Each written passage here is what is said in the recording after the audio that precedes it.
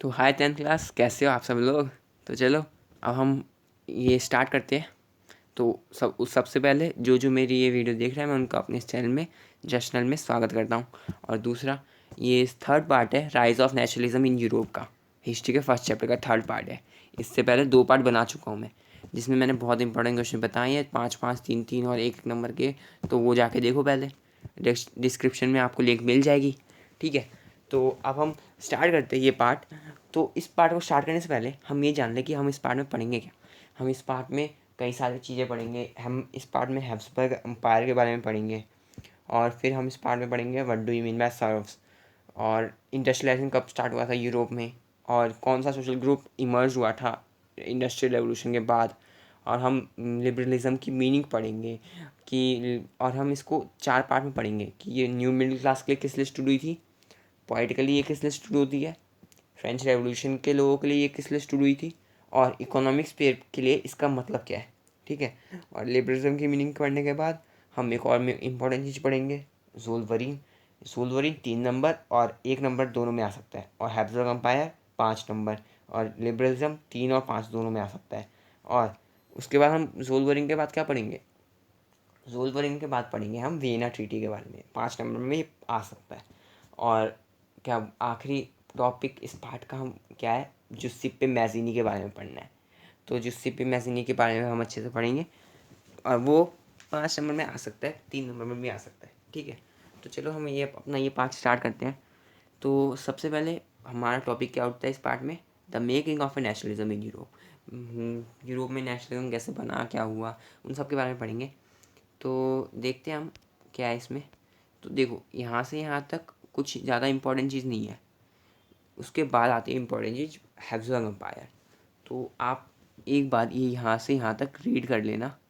ठीक है, क्योंकि फिर मैं अगर पढ़ाने बैठा तो ये पार्ट बहुत लंबा पड़ेगा, 26-30 मिनट का बन जाएगा। ठीक है, तो इतनी देर तक आप बैठोगे नहीं पढ़ने के लिए, बोर हो जाओगे, और फिर दिमाग ख़राब होने जाएगा इतनी देर तक पढ़ते पढ़ते। ठीक है, तो हम सीधे अपने मेन टॉपिक पे आते हैं, हैब्सबर्ग एम्पायर के बारे में। तो क्वेश्चन क्या उठता है उससे, इससे क्वेश्चन उठता है, write a short note on Habsburg empire.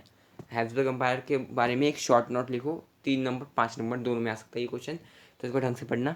आपको अपने बगल में एक बॉक्स दिख रहा होगा जिसमें कुछ इंपॉर्टेंट डेट्स हैं, आप इसको एक बार पढ़ लेना कि इसे एमसीक्यूज़ अच्छे आ सकते हैं इससे एमसीक्यूज़। तो एमसीक्यूज़ आएंगे तो फिर करना तो पड़ेगा ही, तो इसको एक बार पढ़ लेना। ठीक है, और याद रखना इसको।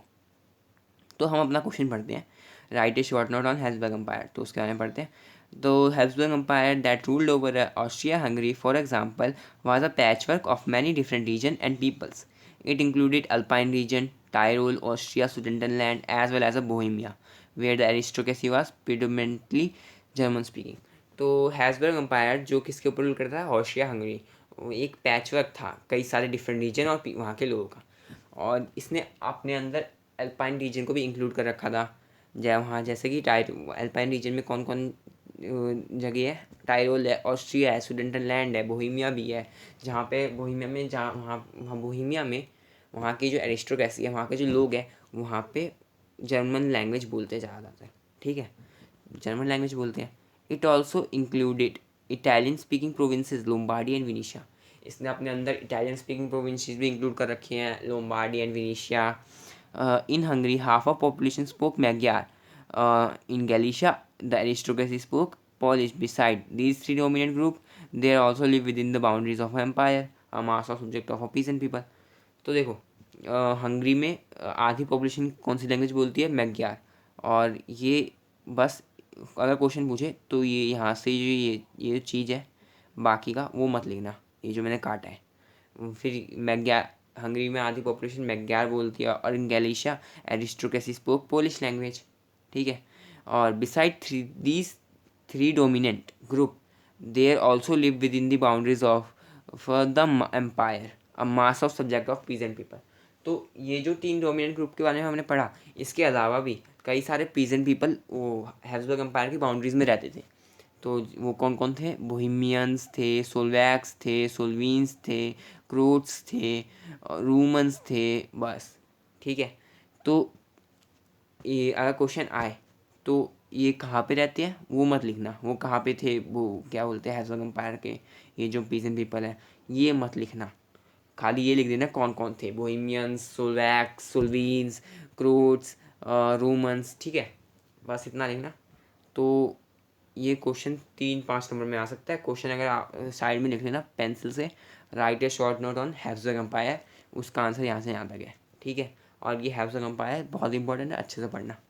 तो चलो अब हम अपना आगे चलते हैं।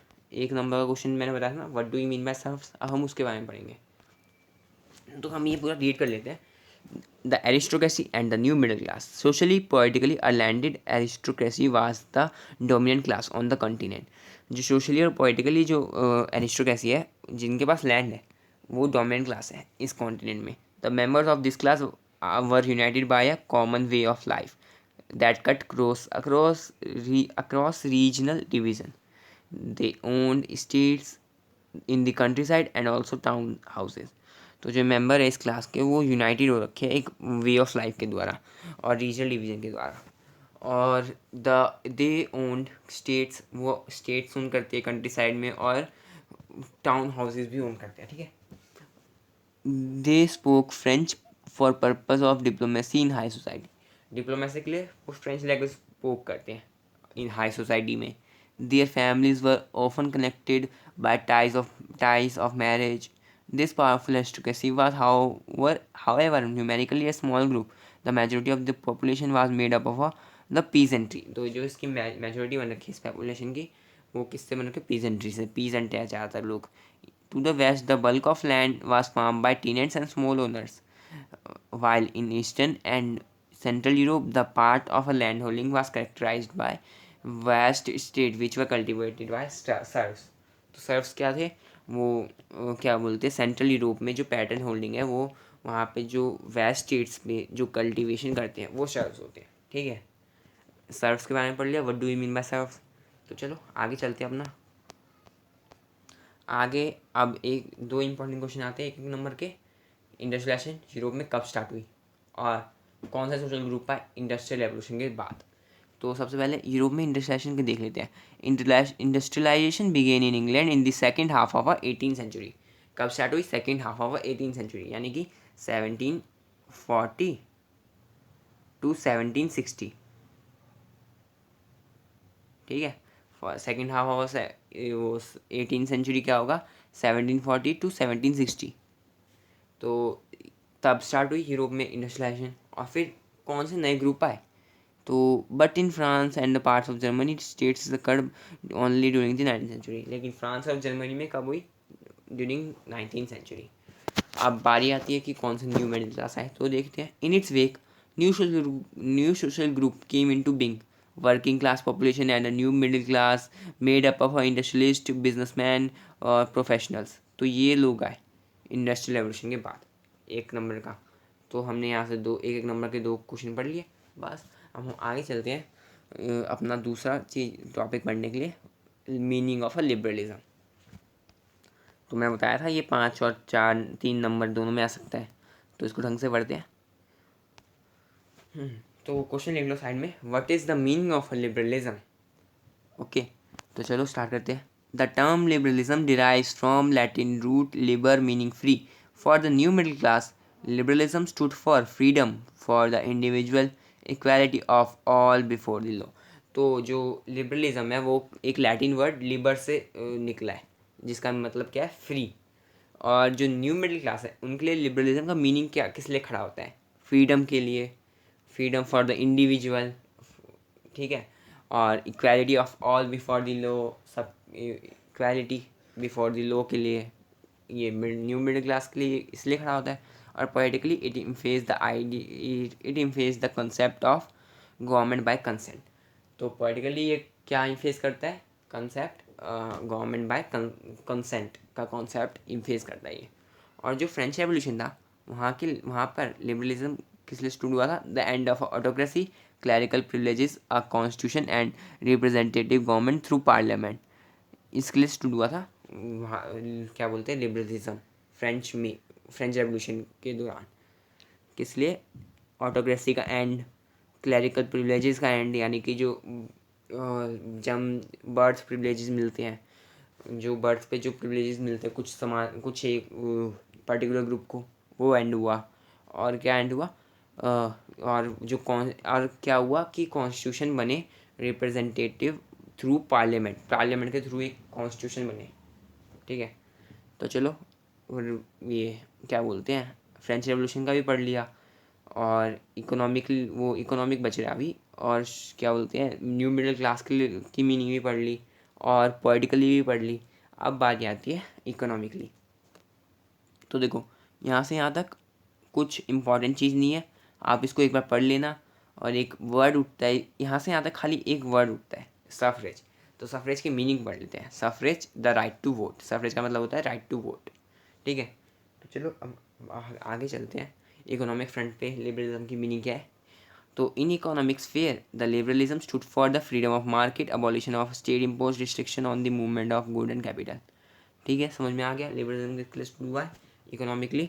फ्रीडम फॉर ऑफ मार्केट, जो बाजार है उसमें फ्रीडम मिले, और जो अबॉलिश जो स्टेट इम्पोज करती है, टैक्स रिस्ट्रिक्शन इम्पोज करती है स्टेट, किसके मूवमेंट में? गुड्स और कैपिटल के मूवमेंट में। ठीक है, तो हमने क्या पढ़ लिया? इकोनॉमिक के लिए पढ़ लिया, न्यू मिडिल क्लास के लिए पढ़ लिया, पॉलिटिकली पढ़ लिया, फ्रेंच रिवोल्यूशन के लिए पढ़ लिया। तो लिबरलिज्म का क्वेश्चन आएगा, what is the meaning of liberalism? तो यहाँ से यहाँ तक उसका आंसर होगा। ठीक है, ये यहाँ से यहाँ तक, यहाँ से यहाँ तक। तो हमने लिबरलिज्म की मीनिंग भी पढ़ ली। अब बारी आएगा ज़ोल्वरीन। तो हम ज़ोल्वरीन के बारे में पढ़ेंगे। So let us take the example of German speaking regions. First half of 19th century. The Napoleon's administrative measures had created out of countless small principalities a confederation of 39 states. Napoleon ने एक confederation बना दिया 39 state का. Each of these possessed its own currency and weights and measure. A merchant traveling in 1855 from Nuremberg have कौन सा है, दिख नहीं रहा, सॉरी, ये in 1833 from Hamburg to Nuremberg to sell his goods would have to pass through 11 custom barrier. तो अगर कोई मर्चेंट जा रहा है अपना सामान लेकर हैम्बर्ग से न्यूरेमबर्ग तक, तो उसको 11 कस्टम बैरियर्स के थ्रू निकलना पड़ता है. कस्टम बैरियर्स मतलब कि ये जो 11 उसको 11 जगह टैक्स भरना पड़ता है अपने इस गुड के मूवमेंट का, गुड या फिर कैपिटल होगा उसके मूवमेंट का, एंड पे कस्टम्स ड्यूटी ऑफ अबाउट 5%. और कस्टम ड्यूटी पे करनी पड़ती है 5%. 5% कस्टम ड्यूटी पे करनी पड़ती है. Duties were often levied according to the weight and measurement of the goods. जो ड्यूटीज़ है वो किसके अकॉर्डिंग होती है? वो जो गुड का वेट होता है, मेजरमेंट होता है, उसके अकॉर्डिंग. तो जो वो वेट और मेजरमेंट का तरीका है वो हर जगह अलग अलग होता है. हर जगह अलग अलग होता है, तो इससे वो हर जगह अलग अलग होता है, तो इससे वो टाइम कंज्यूम करता है. Lived according to the weight and measurement of the goods, as each region had its own system of weight and measure. This involved the time consuming calculation. तो ये टाइम कंज्यूम करता है calculation. और the measure of cloth for example was elle, which was in a region stood for different length. An illy textile material brought in Frankfurt would get you 54.7% cloth. एक इली textile material है, अगर आप Frankfurt में जाओगे तो वो कितना मिलेगा? वहाँ पे कितना होगा? 54.7% क्लोथ. और मेंस में 55.1%, न्यूरमबर्ग में 65.6% और फ्रीबर्ग में 53.5%. तो ये टाइम बहुत, ये जो है कैलकुलेशन, ये बहुत टाइम कंज्यूम करती है, हद से ज़्यादा टाइम कंज्यूम करती है. तो फिर इस चक्कर में क्या हुआ कि 1834 में वहाँ के जो मर्चेंट्स हैं उन्होंने उन्होंने किया होगा, स्ट्राइक की होगी, स्ट्रगल किए होंगे, जिससे कि 1854 में एक कस्टम यूनियन बना, या फिर जिसको हम ज़ोल्वरीन कहते हैं, वो फॉर्म हुआ. किसके इनिशिएटिव से? प्रूशिया, और उसको कई सारे जर्मन स्टेट ने भी ज्वाइन किया. इस यूनियन ने अबॉलिश कर दिया टैरिफ बैरियर को और रिड्यूस कर दी number of currency over 30 to 2. The creation of a network of railways further stimulated mobility of harnessing economic interest to national unification. ओके. तो क्वेश्चन क्या होता है? Write a short note on Zollverein. तो इसका क्वेश्चन यहाँ से स्टार्ट होगा 1834 से, और ये 30 जो करेंसी डिक्रीज हो गई ओवर 30 to 2, यहाँ तक लिख देना. ये मिनिमम 1 नंबर में आएगा, 3 नंबर में मेरे को नहीं लगता आएगा। तो यहाँ तक इसका आंसर लिख देना। अब बारी आती है अपना दूसरा इंपॉर्टेंट टॉपिक, वियना ट्रीटी। तो वियना ट्रीटी 5 नंबर में आ सकती है, इसको ढंग से पढ़ेंगे। तो यहाँ से यहाँ तक कुछ इंपॉर्टेंट चीज़ नहीं है, लेकिन खाली एक वर्ड उठता है, क्या है वो? कंजर्वेटिज्म। तो कंजर्वेटिज्म क्या होता है? ये एक पॉलिटिकल फिलोसफी है जो स्ट्रेस करती है importance of tradition, establish institutions and custom and preferred gradual development to quick change. ये कंजर्वेटिज्म है जहाँ पे पॉलिटिकल फिलोसफी है। ये कंजर्वेटिज्म क्या है? एक पॉलिटिकल फिलोसफी है जो स्ट्रेस करते हैं importance of tradition, establish institution, customs and preferred gradual development to quick change. और ग्रेजुअल डेवलपमेंट जो होगी वो जल्द हो, तेज, वो क्विक हो, जिससे कि तेज जल्दी से बदलाव आए। जो कंजर्वेटिज्म का भावना है, वहाँ के लोग क्या चाहते हैं? कंजर्वेटिज्म लोग क्या चाहते हैं कि जो चेंज हो वो तेज़ी से हो, ऐसे कि नहीं धीरे धीरे धीरे धीरे, लिबरल की तरह धीरे धीरे तेज हो। अब बारी आती है हमारा वियना ट्रीटी के बारे में। तो इन 1815 representatives of European power Britain, Russia, Prussia, Austria who had collectively defeated Napoleon met at Vienna to draw up a settlement of Europe। तो 1815 में जो यूरोपियन पावर थी, मेन यूरोपियन पावर थी, कौन कौन सी रिप्रेजेंटेटिव थे यूरोपियन पावर के? Britain था, रशिया था, प्रूशिया था, ये और ऑस्ट्रिया था, जिन्होंने मिलके हराया नेपोलियन को। तो नेपोलियन तो बहुत ताकतवर था, तो उसको इन चारों कंट्रियों ने मिलकर हराया। तो वो कहाँ पे मिले? वियना में मिले। किस लिए? जो यूरो का सेटलमेंट है उसके लिए मिले। यूरो का सेटलमेंट क्यों? क्योंकि जो नेपोलियन ने यूरोप पे आधे से ज़्यादा यूरोप पे उसने कब्जा कर ही लिया था। तो फिर इन चारों ने मिलकर उसको हराया। अब सेटलमेंट के लिए ये वियना पे मिले यूरोप के। तो ये जो कांग्रेस थी was hosted by Austrian chancellor Duke Metternich. तो ये जो क्या थी कांग्रेस, ये किसके द्वारा चांसलर की गई, होस्टेड की गई? क्या ये होस्टेड की गई ऑस्ट्रियन चांसलर ड्यूक मेटरनिक द्वारा। तो ये ड्यूक मेटरनिक द्वारा चांसलर होस्टेड की गई, ऑस्ट्रियन चांसलर था ये। तो ये जो डेलीगेट्स थे इस ट्रीटी के, delegates due of the treaty of Vienna of 1815 with the objective of undoing most of the changes that had come about in Europe during the Napoleonic War। तो ये जो डेलीगेट्स थे इन्होंने एक ट्रीटी ड्रू की 1815 में, किसके ऑब्जेक्टिव से? जो कई सारे जो चेंजेस कर दिए थे नेपोलियन ने, उसको वापस से चेंज करने के लिए, जो नेपोलियन वॉर में जो कई सारे चेंजेस हो गए थे उसके लिए ये ट्रीटी ऑफ वियना हुई। जो बॉर्बन डायनेस्टी थी, जो जिसने डिपोज की थी पावर, जो पावर से हट गई थी फ्रेंच रेवोल्यूशन के दौरान, उसको वापस से इन्होंने पावर दिलवाई इन चारों कंट्री ने मिलकर। France lost the territories it had annexed under Napoleon. जो फ्रांस था उसने जो टेरिटरीज नेपोलियन के अंडर जीती थी वो हार गया। तो a series of state were set up on the boundaries of France to prevent the French expansion in near future. तो क्या किया कि ये जो फ्रांस है उसके बाउंड्रीज पे कई सारे जगह बना दी, स्टेट्स बना दी, जिससे कि वो प्रिवेंट कर सके फ्रेंच एक्सपेंशन इन फ्यूचर में। वो देखो इन्होंने भविष्य के बारे में सोचा और पहले से ही ये फ्रांस को अपना फ्रांस का एक्सपेंशन, फ्रांस जो अगर कब्ज़ा कर लेता फ्यूचर में, उसको बचाने के लिए उन्होंने पहले से ही कुछ स्टेट बना दिए फ्रांस की बाउंड्रीज में। तो जो किंगडम ऑफ नीदरलैंड इंक्लूड किया गया बेल्जियम में, वो कहाँ पे सेटअप हुआ? नॉर्थ में। और जिन्युआ था उसको एडिट कर दिया पिडुमेंट में, वो कहाँ पे था? साउथ में। प्रूशिया को इम्पॉर्टेंट न्यू टेरिटरीज मिल गई ऑन इस वेस्टर्न फ्रंटियर। उस प्रूशिया को वेस्टर्न फ्रंटियर की इम्पॉर्टेंट टेरिटरीज मिल गई। Austria was given a control of northern Italy. Austria को नॉर्दर्न इटली का कंट्रोल मिल गया। लेकिन जो कन्फेडरेशन था 39 स्टेट का, जर्मन का 39 स्टेट का, वो जो आपने पहले पढ़ा था confederation of a German of a 39 state, उसको जैसा था वैसा ही रहने दिया, उसको छेड़ा नहीं इन्होंने ये जो 4 कंट्री थी इन लोगों ने उसको छेड़ा नहीं, उसको वैसे ही रहने दिया। In the east Russia was given a part of Poland. East में रशिया को पोलैंड का पार्ट मिल गया। While Prussia was given a portion of Saxony. Prussia को एक पोर्शन मिल गया सैक्सोनी का। तो जो मेन इंटेंशन क्या था इस ट्रीटी का, कि जो मोनार्की है वो वापस रिस्टोर पावर कर ले, जो ओवरथ्रोन कर दिया गया था नेपोलियन द्वारा, और एक न्यू कंजर्वेटिव ऑर्डर क्रिएट किया जाए यूरोप में। ठीक है, तो ये थी मेन इंटेंशन वीना ट्रीटी की। तो ये जो वीना ट्रीटी है 5 नंबर में आ सकता है। तो ये ध्यान से, जब आप इसका आंसर लिखोगे तो ध्यान से लिखना, क्योंकि अगर आपने इधर का उधर कर दिया कि रशिया को पोर्शन ऑफ सेक्शनी मिल गया और प्रूशिया को पोलैंड मिल गया पार्ट, तो उसमें नंबर कट सकते हैं। मेरे भी कटे थे, तो मैंने भी गलती की थी, इसलिए मैं आपको बता रहा हूँ कि आप ध्यान, इसके जो आंसर है इसका ध्यान से लिखना, बिल्कुल सोच समझ के लिखना। और 1 नंबर का क्वेश्चन आ सकता है इससे कि मेन इंटेंशन क्या थी वियना ट्रीटी की, तो बता दिया है, मोनार्कीज वापस रिस्टोर कर ले पावर और एक नया कंजर्वेटिव ऑर्डर बने यूरोप में। ठीक है, और क्वेश्चन 5 नंबर में आएगा, explain the treaty Vienna treaty of 1815।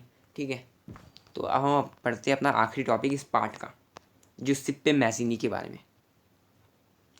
तो ये इटालियन रेवोल्यूशनरी था जुस्सिप्पे मैज़ीनी, तो हम उसके बारे में पढ़ते हैं। तो यहाँ से यहाँ तक कुछ इम्पॉर्टेंट नहीं है। ठीक है, इम्पॉर्टेंट क्वेश्चन अब यहाँ से उठेगा, आप इसको एक बार रीड कर लेना। रीड करने में क्या ज़्यादा है, 2 मिनट 3 मिनट लगेंगे रीड करने में। ठीक है, तो अब हम स्टार्ट करते हैं अपना आखिरी टॉपिक जुस्सिप्पे मैज़ीनी के बारे में। तो जुस्सिप्पे मैज़ीनी से क्वेश्चन उठ सकता है, write a short note on Giuseppe Mazzini, ये क्वेश्चन आएगा, साइड में लिख लेना। ठीक है, one such individual was the Italian revolutionary Giuseppe Mazzini. Giuseppe Mazzini कब बॉर्न हुआ, इन जिनोवा 1807। वो किसका मेंबर था, एक सीक्रेट सोसाइटी का मेंबर था, कार्बोनारी में। He was the member of a secret society in Carbonari. As a young man of 24 he was sent in to exile in 1831 for attempting a revolution in Liguria. तो जब वो जवान था, 24 साल का था जवान, तो उसका जवान खून था, तो उसने क्या किया, रेवोल्यूशन के लिग्यूरिया में, तो उसको इसकी सज़ा मिल गई, उसको एग्जाइल पे भेज दिया गया 1831 में। He subsequently founded 2 more underground society, first Young Italy in Marseilles और then Young Europe in Berne. तो जब वो उसने सब्सिक्वेंटली 2 सीक्रेट सोसाइटी फाउंड की, अंडरग्राउंड सोसाइटीज़ फाउंड की। पहली क्या थी, यंग इटली मार्सिलिस की, और दूसरी थी यंग यूरोप बर्नी में। तो इसको ढंग से लिखना, ये जो फर्स्ट सेकंड में, इसको उल्टा पुल्टा मत कर देना, नंबर कटेंगे, मेरे भी कटे हैं। ठीक है, तो ध्यान से लिखना। whose members were like-minded young men from Poland, France, Italy, German state। तो जो उसके मेंबर कौन कौन थे, कहाँ कहाँ से थे, यंग मैन थे पोलैंड के, फ्रांस के, इटली के और जर्मन स्टेट्स के।